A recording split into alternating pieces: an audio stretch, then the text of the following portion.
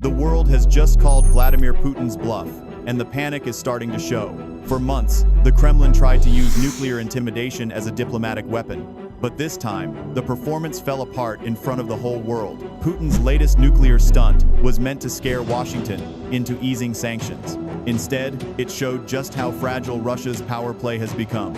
It all started with a lie. Putin ordered a test of what he called a nuclear-powered cruise missile, claiming it could travel over 14,000 kilometers and evade every U.S. defense system. Russian state television quickly filled with fiery discussions about how these missiles could destroy cities like Washington, Chicago, Seattle, and Los Angeles. The message was clear: Russia was threatening to wipe out American cities. But something didn't add up.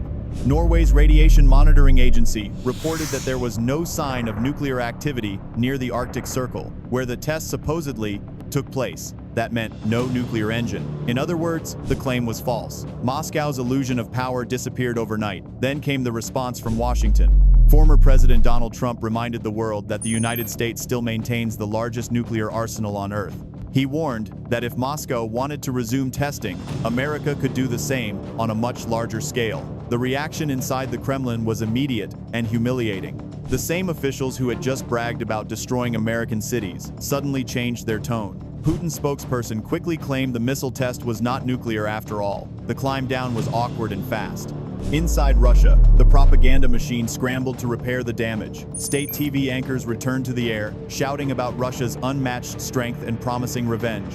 One anchor even yelled, "We'll wipe everything off the face of the earth." But behind the noise, the truth was obvious. The test had failed. Putin had promised a revolutionary nuclear-powered missile with unlimited range. He claimed it could fly for 15 hours and travel over 9,000 miles. But the only evidence Russia showed was a short, low-quality animation on television. It wasn't real footage. It was just an illustration. And there was a reason for that real footage didn't exist.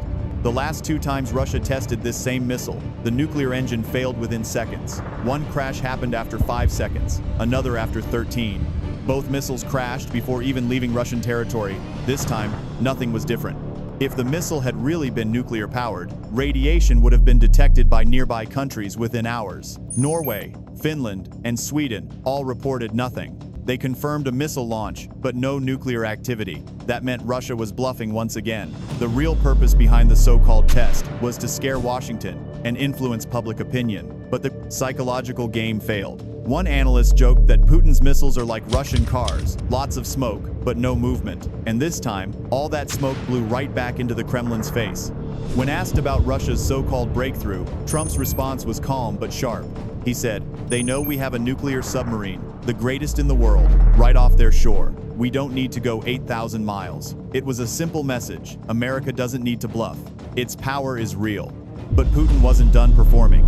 The next day, he claimed success with another weapon, a Poseidon nuclear torpedo, an underwater drone powered by a small reactor. He called it a huge success. But this was nothing new. Putin had already made the same announcement in 2023, claiming the Poseidon was entering combat duty. 2 years later, he said the same thing again. It was déjà vu. The truth is that Russia's defense budget has been shrinking under sanctions. The Kremlin is struggling to maintain its military ambitions. That's why these dramatic nuclear announcements are one of Putin's last remaining tools to project strength. But the world is no longer listening. The United States reminded everyone of its own deterrent. Trump released a statement saying that America still holds the largest and most modern nuclear stockpile in the world, upgraded during his first term. He wrote, "Because of its tremendous destructive power, I hated to do it, but I had no choice." He pointed out that Russia is second, and China a distant third. He added that if others continue testing, делаем все, чтобы обеспечить безопасные условия для проведения референдумов, для того, чтобы люди могли выразить свою волю. И то решение о своем будущем, которое примет большинство жителей Донецкой и Луганской народных республик, Запорожской и Херсонской областей, мы поддержим. В своей агрессивной антироссийской политике Запад перешел всякую грань. Мы постоянно слышим угрозы в адрес нашей страны, нашего народа.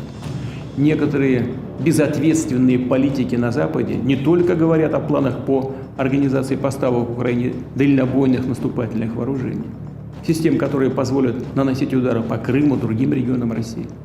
Такие Террористические удары, в том числе с использованием западного оружия, уже наносятся по приграничным населенным пунктам Белгородской и Курской областей. В ход пошел и ядерный шантаж. Речь идет не только о поощряемых Западом The US could resume testing on an equal basis. It wasn't a threat, it was a reminder. This is how nuclear deterrence works. The idea of mutually assured destruction has kept global peace for decades. It only works when both sides know each other's real capabilities. When one side pretends to have power, it doesn't. The other side simply reminds it what real power looks like.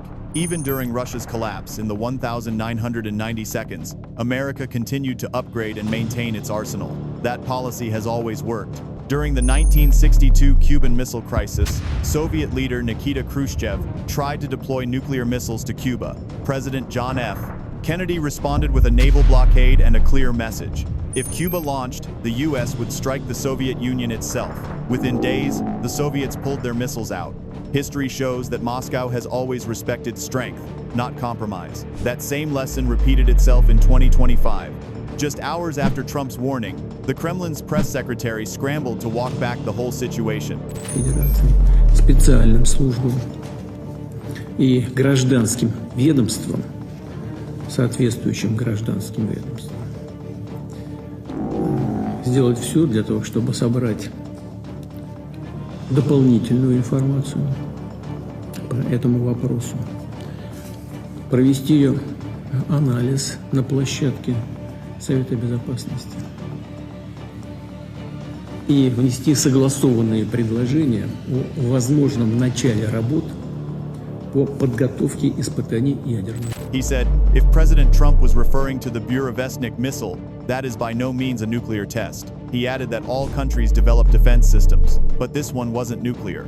Before America reminded them of its power, Russia bragged about an unmatched nuclear missile. After America responded, Russia insisted it wasn't nuclear at all. The story fell apart instantly. Critics in Washington warned that restarting any kind of nuclear testing could break decades of restraint. And they have a point. Since the early 2000s, most nuclear powers have avoided live detonations. That arrangement benefits the US the most because it locks in America's advantage. US warheads are not just greater in number, they're also more advanced and reliable. If global testing resumes, it could give China and others an excuse to catch up. But Trump's statement was carefully worded. He said testing would only be on an equal basis, meaning the US would only match what others do, not start a new arms race. Meanwhile, in Moscow, panic turned to anger. Russian television hosts began mocking US officials, showing how shaken they were. One popular show attacked US Treasury Secretary Scott Bessent after he publicly exposed a Russian lie on American TV when asked about Putin's envoy, who was traveling through the US. Claiming sanctions weren't hurting Russia, Bessent replied calmly. What else is he supposed to say? If he goes back home and admits it's terrible, what do you think will happen to him? He pointed out that Russian oil revenues were already down 20% and could fall another 30%. His blunt truth hit a nerve. Russian TV hosts exploded with anger, shouting personal insults and accusing him of hatred toward Russia. It was desperation, plain and simple. When propaganda fails, insults follow. But that exchange revealed something deeper. Moscow's propaganda war was losing its international audience. Russian officials were flying into Washington to threaten nuclear strikes and then demanding respect when challenged. It was a contradiction that exposed their weakness. The message from the West was clear. If you don't want to be called out, stop using nuclear blackmail as a political weapon, because this battle isn't really about missiles. It's about information. Russia knows it cannot win a conventional war on the ground, so it fights through headlines, fear, and manipulation. But this time, the fear tactic failed. The nuclear bluff collapsed. Understanding how information wars are fought is crucial. Today, the most dangerous weapon isn't always a missile. It's a lie repeated until it sounds true. Putin's nuclear threats may once have spread fear around the world, but now, the illusion is crumbling. The world is no longer buying the bluff. The only question that remains is, when the fear stops working, what will Moscow try next?